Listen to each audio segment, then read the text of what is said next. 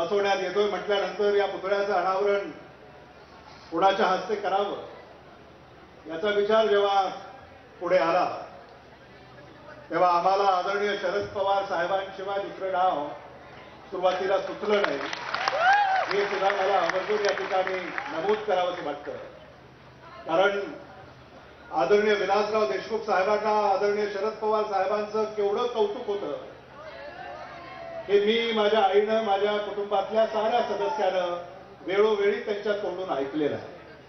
मला आज आठवण होते आदरणीय शंकरराव चव्हाण साहेबांची की ज्यांनी खऱ्या अर्थानं आदरणीय विलासराव देशमुख साहेबांना राजकारणामध्ये पुढे आणलं. आणि आज अशोकराव चव्हाण आपण इथं उपस्थित आहात. आपलंही मी लातूरच्या वतीनं हार्दिक हार्दिक स्वागत करतो.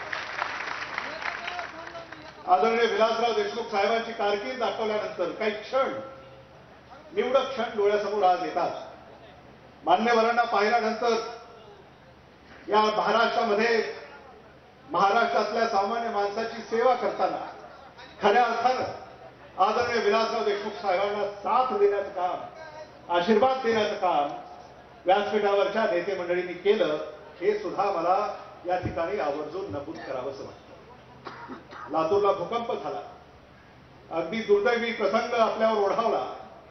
त्या काळामध्ये सुद्धा आदरणीय शरद पवार साहेब, आदरणीय विलासराव देशमुख साहेब, आदरणीय शिवराज पाटील चाकूरकर साहेब, आदरणीय शिवाजीराव पाटील निलंगेकर साहेब, आदरणीय डॉक्टर पद्मसिंह पाटील साहेब ही सगळी नेते मंडळी लातूरला खऱ्या अर्थानं आधार देण्याचं काम या साऱ्या नेते मंडळीनं केलं हे सुद्धा आज मला आठवतं.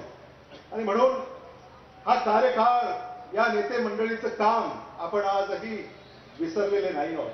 आणि आज इथं पुतळा साहेबांचा उभा राहतोय. आपल्याला या पुतळ्यातनं प्रेरणा घ्यायची आहे. दुष्काळाला आपण तोंड देतोय.